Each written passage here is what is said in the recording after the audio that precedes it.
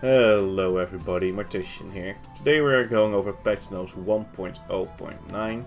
This week's videos are a bit late due to some technical difficulties, but those are now in the past, so let's get right into the video.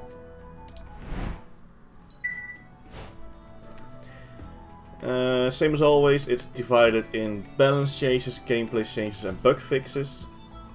Dear players, these are the patch notes for the game version 1.0.9. Balance changes. Reverted Jester defense change. Mythical silver bow now matches legendary golden bow. Increased spirit bomb in scaling and increase the damage slightly. Maximum crisis now has a 15% chance to stun a surrounding enemy. Slightly reduced MP cost of the skill. These both spirit bomb and maximum crisis are psykeeper skills. Increase the reflect damage from 25% to 50% on the level 90 Genuine Janus psykeeper set. Legendary golden big axe now gives 25% HP and plus 10% block rate. Reduce block by 3% on historic big axe. It now gives 7% block instead of 10%. Special hit level requirement is now 30. The skill now hits all monsters around your target instead of a line-shaped radius extending from the player. This is also known as a cone attack, normally. But yeah, so they lowered it from level 35, I think, or 37 it was, down to 30, so you can start AoEing as a mercenary faster, which is really good. And it's now all around you instead of in front of you. Reduce Darken 3 desert monsters and rage damage. Reduce the block rate of players hit by a giant or a violent monster. Okay, so now you can even punish harder when you get hit. And they made it easier for either tank AoEs or 1v1 classes to actually level in Darken 3 Desert. Okay, let's get right to the gameplay changes. Heal Rain will now cast on the user even when they are not in a party. Increase the movement speed from Spirit Bomb projectile.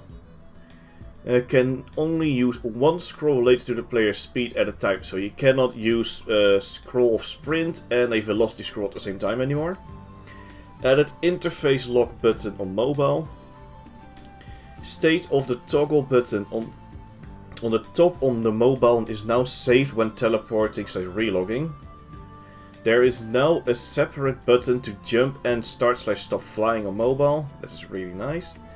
Added confirmation window to the card upgrade window when no protection scroll is used. Okay, this is really good, especially when you're mobile, because if you're not paying attention, you might accidentally destroy the card if you do not use a protection scroll for it. Though, my opinion, don't use protection scrolls at all for it. It's a waste. Just farm as many cards as you can and just, you know, get lucky in the end. Added last seen information to guild and messenger tooltips. Increase the selling price of the level 105 very rare sets. Change the icon of the scroll of custody. Target information will now always hide other players' HP and MP. Reduce the time to loot items during a party or guild quest to 5 minutes. Updated all game translations. Okay, it's really. Let's get. There we go. Yep. Bug fixes. Fix the issue where the. Fix the issue where the skill Power Stomp can be used with a collector. Power Swing will now push monsters belonging to other players. And will not push monsters belonging to other players. Very important difference. Fixed an issue where the level difference penalty would not apply to the drop rate after the player disconnects or changes channel.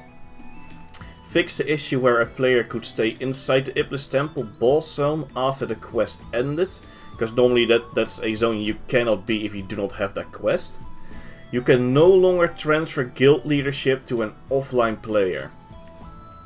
Okay, this is like a safety precaution in case you want to change the guild leader and accidentally do that to an inactive person, and then the guild leader will be inactive forever.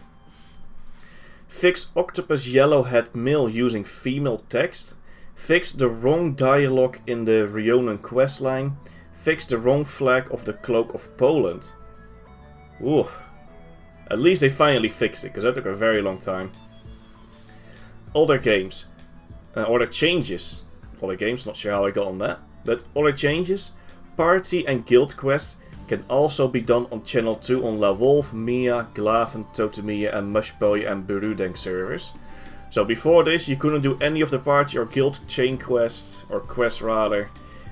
They were only doable on Channel 1, which is the most contested server, and as people like me, I generally like to play on either Channel 5 or Channel 3, depending on my mood. Yeah, so this is really nice. So they finally fixed that. Still, it's not Channel 3, but I'll take Channel 2 for now, because it's a lot less crowded in there. How did you guys like the changes so far? Do you think they're doing a good job? Were you expecting some different changes, Ranger, like me? Or do you think the classes are now in a healthy, balanced state? Because they've been actively honing down on hit and run classes. Whether it's effective or not, that's up for debate, because they are still doing their own thing.